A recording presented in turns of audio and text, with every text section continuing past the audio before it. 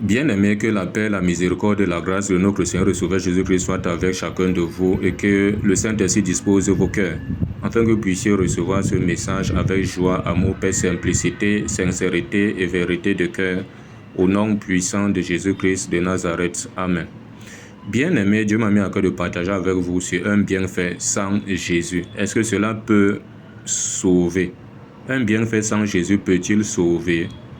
Parce qu'il y a beaucoup, s'autoproclamant serviteurs de Dieu, véhiculent des messages du genre même si tu ne crois pas en Jésus, tu ne vas pas à l'église, fais le bien à ton prochain, aime ton prochain, vraiment ne fais pas du mal à ton prochain et prie Dieu quand tu es dans une situation, prends les jeûnes, prie Dieu et demain après-demain, vraiment, tu seras sauvé. Ce qui est archi faux. Un bienfait sans Jésus ne peut pas sauver. Il faut que les uns et les autres comprennent cela comme ça. Voici l'histoire de Corneille, acte 10, à partir du verset 1 à 2. Écoutons ce que ça nous dit. On dit, il y avait à Césarée un homme nommé Corneille, centenier dans la cohorte dite italienne. Cet homme était pieux et craignait Dieu. Avec toute sa maison, il faisait beaucoup d'aumônes au peuple et priait Dieu continuellement. Donc voici quelqu'un qui faisait tellement le bien, qui craignait Dieu, qui priait continuellement Dieu, qui faisait beaucoup d'aumônes au peuple. Donc, il n'aimait pas voir quelqu'un qui est pauvre et que lui, là, il ne lui donne pas ce dont il faut donner. Mais dans sa position, là, il n'était pas sauvé. Il a fallu que Dieu, à la 9e heure, au verset 3, Dieu, vers la 9e heure du jour, il vit clairement dans une vision un ange de Dieu qui entra chez lui et lui dit, Corneille, les regards fixés sur lui et saisi d'effroi, il répondit, qu'est-ce, Seigneur? Et l'ange lui dit, tes prières et tes aumônes sont montées devant Dieu.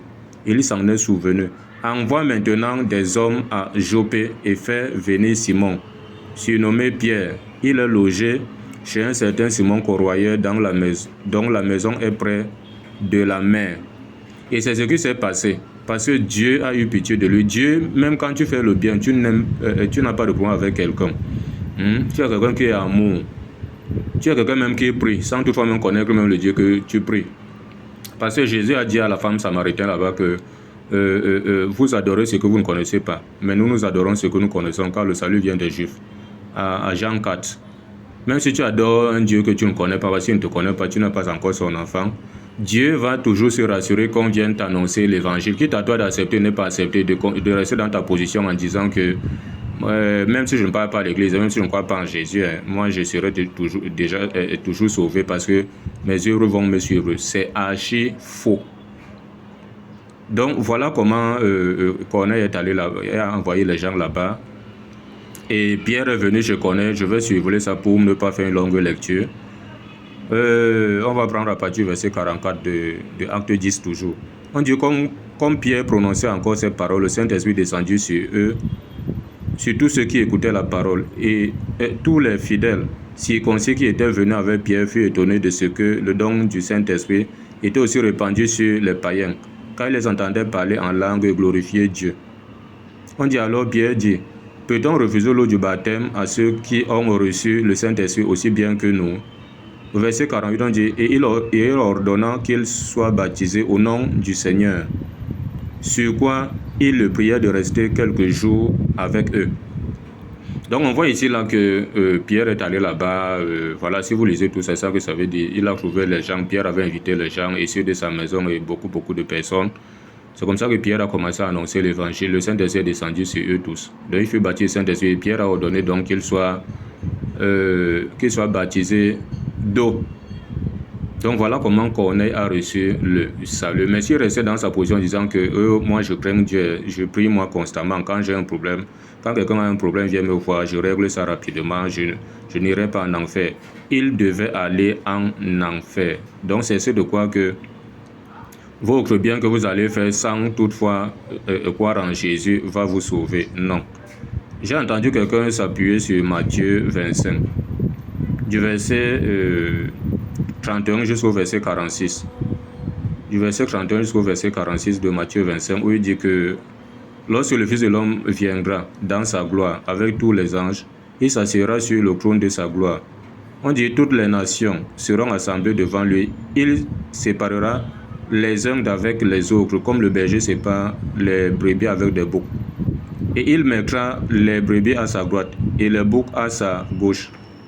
Alors le roi dira à ceux qui seront à sa droite, venez, vous qui êtes bénis de mon Père, prenez possession du royaume qui vous a été préparé dès la fondation du monde. Ceux-là, ce sont ceux qui sont enfants de Dieu, les justes qui ont la foi. Et non seulement ils sont enfants de Dieu, ils sont justes par la foi, et de surcroît, ils aimaient leur prochain. Ils faisaient le bien à leur prochain. Voilà, parce qu'eux, ils étaient d'abord enfants de Dieu. Ils aimaient leur prochain, ils faisaient le bien à leur prochain. Comme 1 Jean 4, verset 20 à 21 dit, si quelqu'un dit j'aime Dieu qui haït son frère, c'est un menteur. Car celui qui n'aime pas son frère qui voit, comment peut-il prétendre aimer Dieu qui ne voit pas? Et nous avons de lui ce commandement que celui qui aime Dieu aime aussi son frère. Donc c'est tellement important. Mais si tu dis que tu aimes Dieu, tu as la foi en Jésus, tu es un enfant de Dieu, mais tu hais ton frère, tu ne fais pas le bien à ton frère. La Bible dit que tu es plus pire même qu'un païen, ou tu es même un meurtrier. Parce que 1 Jean 3, verset 15 dit là-bas que celui qui hait son frère est un meurtrier. Vous savez qu'aucun meurtrier n'a la vie éternelle demeurant en lui. Tu n'as pas la vie éternelle, oui. Donc, au verset 35 de Matthieu 25, il dit, car j'ai eu faim et vous m'avez donné à manger, j'ai eu soif et vous m'avez donné à boire, j'étais étranger et vous m'avez recueilli, j'étais nu et vous m'avez vêtu, j'étais malade et vous m'avez visité, j'étais en prison et vous êtes venus vers moi. On dit les justes lui répondront. Donc ceux-là sont des justes qui sont d'abord en Christ, qui ont été justifiés par la foi.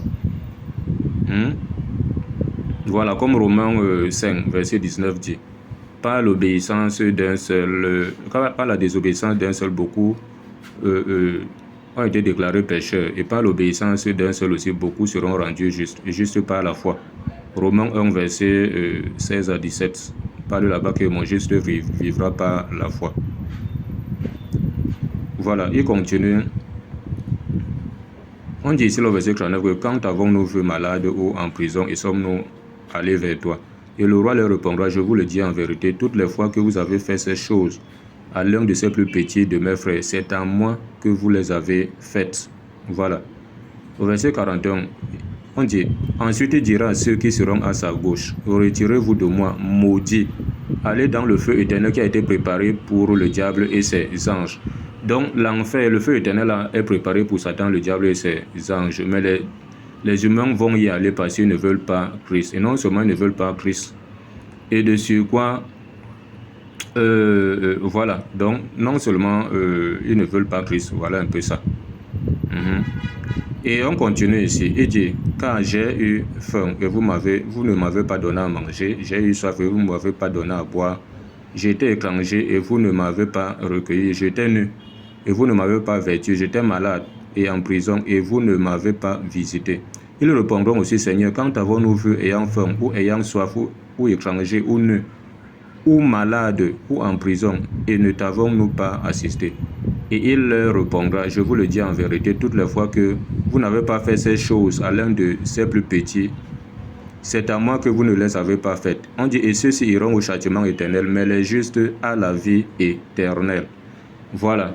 Donc il y a d'autres chrétiens là qui iront en enfer, même ayant cru en Jésus, parce qu'ils n'aiment pas leur prochain. Parce qu'ils font à leur prochain ce qu'ils n'aimeront pas qu'on leur fasse. Ils n'aiment pas leur prochain, ils font du mal à leur prochain. D'autres passent même le temps à haïr carrément leur prochain. Non, ce n'est pas ça. Donc voilà un peu ce qu'il fallait que les uns les autres saisissent. Donc les brebis là sont les enfants de Dieu. Non seulement ils sont enfants de Dieu, ils ont cru en Jésus par la foi. Donc ils ont la foi en Jésus et de surcroît ils aiment leur prochain. Ils font le bien à leur prochain. On dit tu aimeras ton prochain comme toi-même. Et les autres, que cela n'était pas le cas. Voilà. Mais tout païen n'héritera pas la vie éternelle. Fais le bien comme tu veux. Tu n'hériteras pas la vie éternelle. Ton bien ne peut pas parler en ta faveur sans Jésus-Christ, sans être en Christ, sans être enfant de Dieu.